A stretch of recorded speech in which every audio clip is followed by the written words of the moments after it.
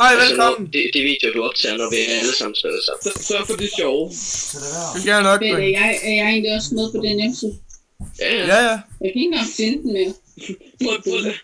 Du er jo med. Sammy! Jamen, jeg kan ikke finde den under nettet. Nej, det er fordi, du skal skrive Danish Company Gaming .web.net. Jeg skal skrive det. Hallo, Mark? Sammy! Prøv at se mig snart. Hvad? Prøv at skrive det i Skype-chat nu.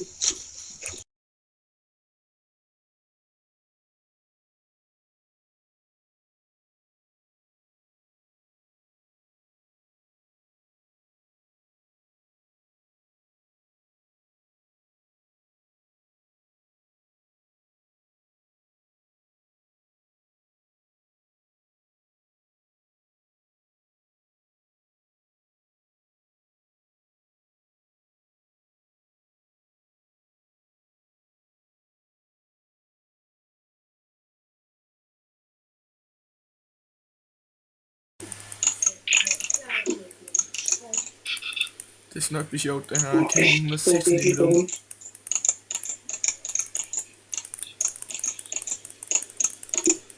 Ja, Gali, lige med så dør du sgu. Gære. Top er død. Igen. Er der så SS på deres jungler, eller hvad? For jeg har ikke ret meget liv, jeg er med på. I hvert fald ikke lige, så jeg kan tage en sjov, der kommer med. Selvfølgelig er der SS på deres jungler. Han er jo ligesom deres jungler, men han er gået tilbage. Xiao er stadigvæk i level 1 næsten.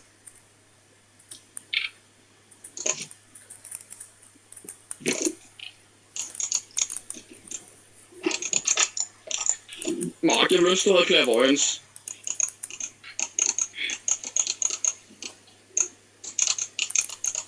Det er der ikke ret mange, der spiller med, faktisk. Det er mærkeligt. Den er ellers sindssyg, synes jeg. Jeg synes nok. Shin er top, han er simpelthen givet op på jungle. Det er klart, når I er to top, så skal han også være top. Det kan han blive nødt til. Nej, det er ikke derfor. Det er fordi, vi har fucket ham op så meget. Prøv at se, han er død 2 gange allerede. Og Gali, hun er halvt ned i liv efter 2 bolde. Jeg tror ikke, hun synes, jeg er sød mere. Kom her, Gali. Kom og smag på min bolde. Nå, hun gider ikke smage på dem. Kom så tager vi den. Ja, så er du sgu næsten halvt ned i liv, du. Fuck, jeg fucker hende derop fuldstændig.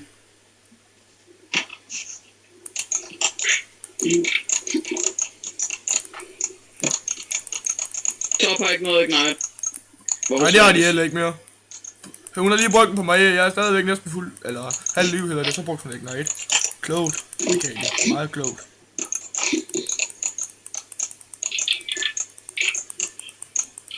Nej. Good job. Jeg satte ikke nej på ham for en sikkerheds skyld. Det er også godt. Rigtig godt gjort.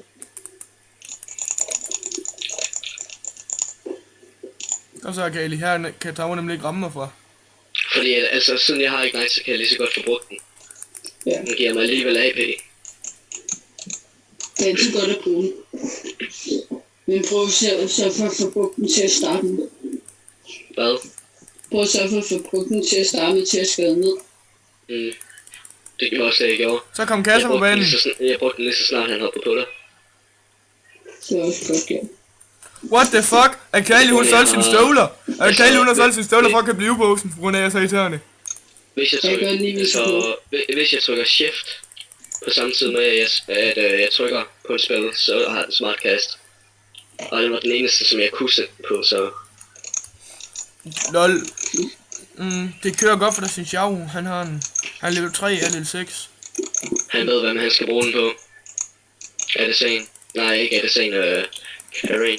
Nej, heller ikke Carry. Jeg kan ikke snakke. Hallo, Graves er carry. Her, det er GG, mand. Prøv at se teamscoren. Ej, seriøst, så silence er den egentlig. Prøv at se teamscoren. Ja, god teamscore. Eneste, der død, det er ADC'en. Men Jeg må du dør nu. Det er før jeg lige skal op og redde mit egen land her nu, inden jeg går ned og smadrer jer.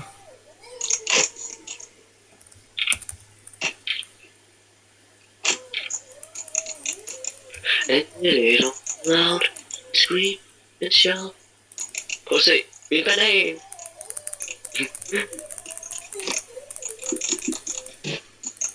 Okay, det er sæt nemt dumt, det Hvorfor der. går du ind, så... Det var ikke det bedste. Det var et lortet trade, det der. Ja. Jeg tænkte, måske kunne jeg lige lidt få skrevet ud. Og så glemte jeg, at jeg havde holdt. Ja, jeg har stadig holdt. Jeg tænkte bare,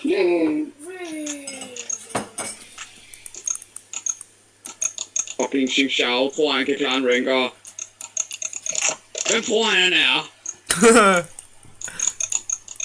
Nu kommer. Carly. Hej, Carly. What the fuck, hun recalled? Det gjorde hun så tydeligvis ikke. Åbenbart ikke. Hun stod og recalled, og jeg så hun forsvandt.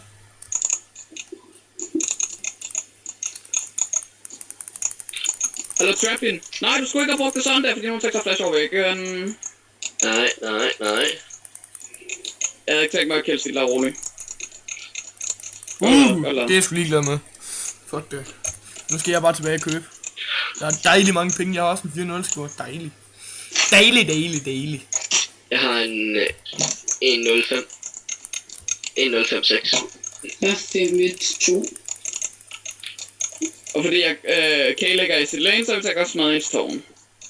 Det er normalt kun som supporter, du siger, hvor mange assists du har. Nej. Han gør også, som vi gør. Eller...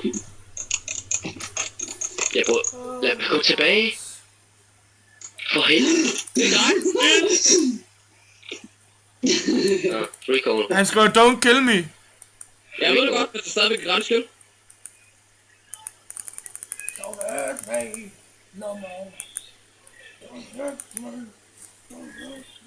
Hallo, Mugi, vil du have blod? Ja tak. Meget gerne, jeg bruger fandme mana meget. Stop med det der, mand. Nej, ikke dig, jeg skal roligt nu. Det kunne jeg ikke finde på at sige til dig. Here I coming, you hear my woman. Hej. Ved du hvad, Mark? Jeg elsker sgu din support. Hvad jeg kunne få lidt mana nu. Det Kom nu, jeg er alene, drenge. Se så. Ja, se, nu er jeg ikke alene mere. Han går lige ned lige nu, og så ved du, hvad sker nu. Jeg skal nok komme væk, mig skal ikke være bange for. Okay, det skal jeg nu. Hjælp mig, mor. Nu er jeg ikke mere mana. Nu har jeg. Ved du hvad, det er faktisk en rigtig dårlig idé, at jeg prøver at gå efter den. Ej, man. Hallo, hvordan kan det være, jeg havde masser af mana til at kunne bruge mit ult, men jeg kunne ikke trykke det. Det var stadigvæk, som om jeg ikke havde mana. Det er fordi, da du bliver ved med at bruge den, og så er det sådan, den bliver ved med at koste mere og mere mana. Hvor mange af jeg kan have på banen på i gang? Okay. 3. Kan du have 2?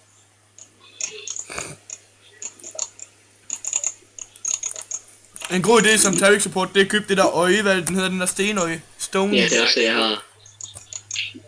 Han har bare en lidt ringere version af den lige nu. Nå, ja, så derfor. Så skal du bare købe den store af dem, så kan du putte 3. Hvad fanden, I prøver at tage mit tower her. Glem det. Okay, I får det. Jeg har sagt, I får det. Lad være. Jeg har sagt, I får det, så er der ingen grund til at gå efter Hallo, det. vent lige på mig. Vel. Oliver, vent lige på mig. Jeg skal på min Mark, range. husk på at bruge ult, ikke? På det rigtige tidspunkt, der er ikke kun i dit lane. Jeg holder også øje med jer andre. Det var en rimelig god farm til mig, det der. Min farm den er også elendig, så det er godt. Tak. Jeg fik ikke engang assist. Haha. Show.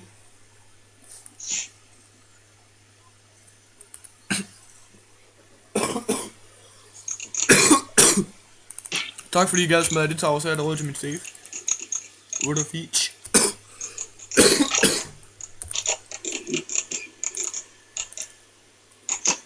Og måske skal jeg først lige købe den.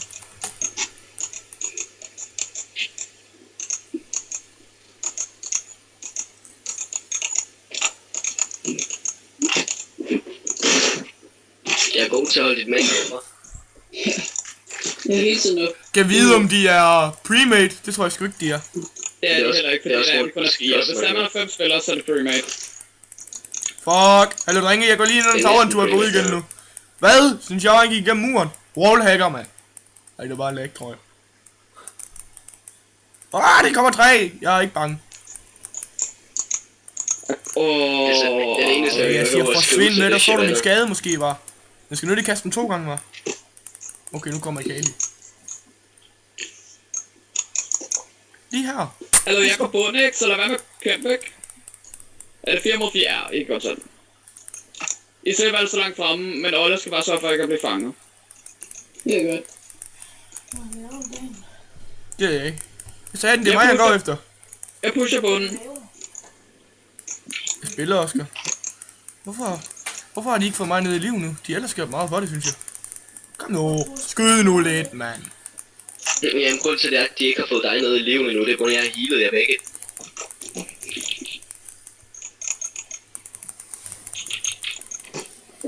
Der kom jeg lige og redde hendes liv, gør jeg ikke? Jo, men jeg kunne ikke bruge mit heal, det var derfor. Dø. Kunstig magi. Nu venter jeg lige her. Jeg står lige her, og du skal se noget frækt, hvad jeg gør hver eneste gang, jeg har så lidt liv her. Det er bare ondt. Hvorfor den her blå herinde? Hvorfor blå? Ja. Kom nu. Hvor er I alle sammen henne? Jeg står lige her, Minions. Kom, se mig. Hej, Kali.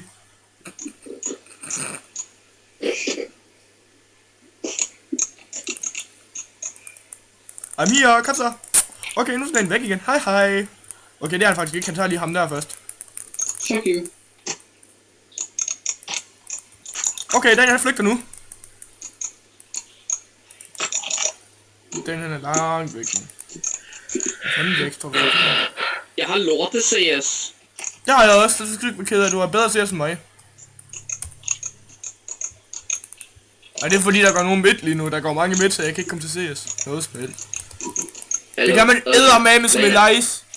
Det er lige meget hvem der var midt. Og så der var der ADC, så tog jeg bare alle minions. Og de stod og skød på dem. Jeg tog dem bare hak. Nå, jeg smutter tilbage. Jeg tror, at han fik ikke kill der. Jeg har 13 assists. Nej! Det var godt ulti. G-ad ulti. Hvad? Det var til Savannah, det var fandme godt ulti, det hun brugte der. Jeg er god som support. Hun troede, jeg ikke fik det. Det er okay. Fik hun det? Nej, hun fik det ikke. I kører ikke over. Ja, det er den første måde, jeg spiller Raker på. Ja, det er også en rigtig god måde at spille. Oh my god! Jeg tager 300 af lille Aris liv. Det æder med meget. Du behøver ikke at råbe. Ellers så bare, der taler meget højlydt. Ja, det er bare tager skide på mig. Jeg kan tage nogle slag, inden jeg dør, du. Double silence egentlig. OP. Double silence, hvordan det? Nå ja, jeg kan godt se det nu. Haha. Kasser den plus en Soraka. Yes. Den træls, tror jeg. Det er det. Og især når det er, kaster den svarer sådan 2-3 sekunder. Den var 2,6 sekunder. Min den var... 1,75. Hvor mange lyst til at hjælpe mig med dragen? Ja, vi kommer. Jeg kommer før, Mark. Mark, goodbye. Muhaha. Jamen nu sørger jeg jo så for at holde dit liv op imens. Det er dejligt. Hvem får den, drenge? Det gør jeg. Ikke. Du er altid inde i den. Du er den med den midtste, man. Hold kæft. Hold da kæft. De er 4. Skal vi gå på dem, drenge? Skal vi tage dem? Nej, de er 5. Jeg vil have pentakill. Nej. Ja, det tror jeg ikke, han vil. vil. Drenge, jeg er her. Jeg er her ikke. Kom nu, drenge, jeg vil lege med jer. Vil I ikke lege med mig? Nej, det vil. Vi kan godt tage dem, jeg har så I Aris liv? Ja, hun Jeg har ramte hende med sådan en kugle, og der var til at tække, at du ramte hende også med en kugle. Hallo, jeg er bange for, at de står inde i den der bus. Kan vi få en ward herinde? Ja. Jeg synes, det er sjovt, vi har ikke nogen ward herinde, men vi har stadigvæk support. Tak.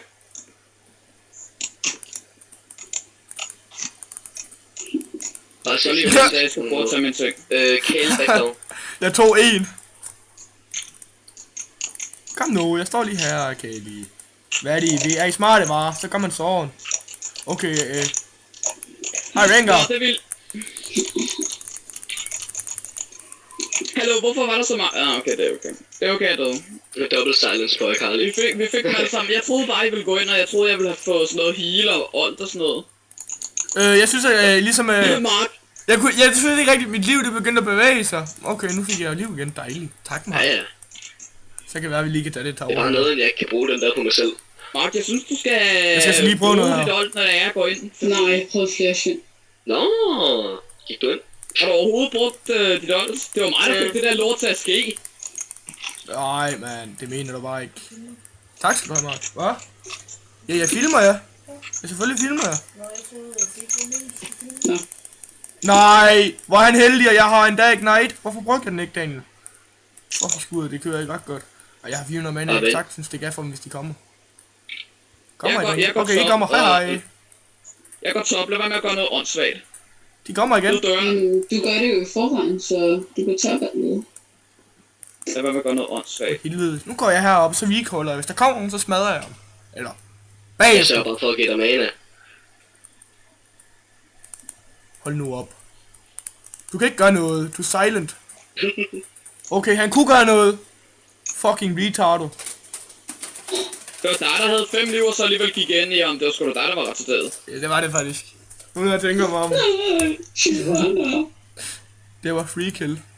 Han skal ligesom også have en chance.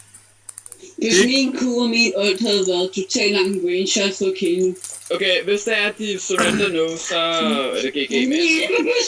Prøv at se, de kan jo stadigvæk komme tilbage, selvom det er, de er langt tilbage. I skal bare lade være med at give free kills hele tiden. Nej, der er Penta til mig. Nu kommer jeg. Jeg vil have Penta. Nej, lad være med at tage ham. Jeg vil have Penta. Lad være med at gå for Penta. Fuck ja, nu kan jeg ikke få Penta.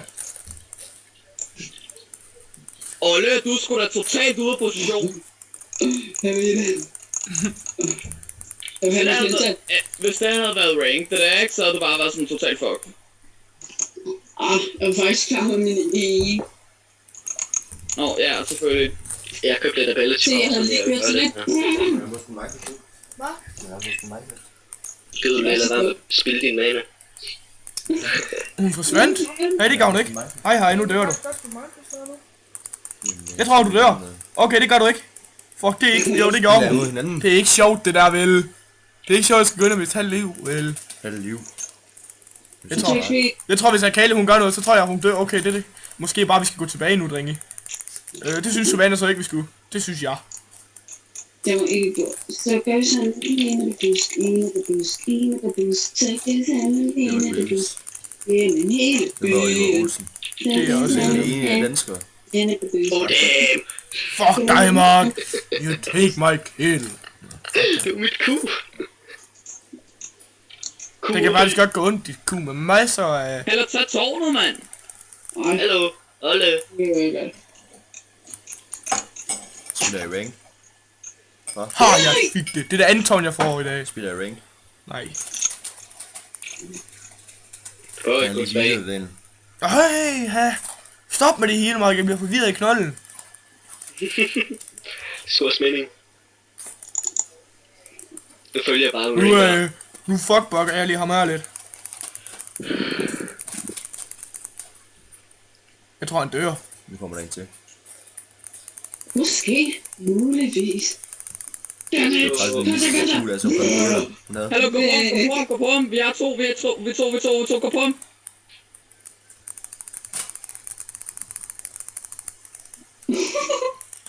Jeg kan få quadra-kill. Kom tilbage, Kale. Flash og den der. Flash det nu. Ja, jeg skal bare have det.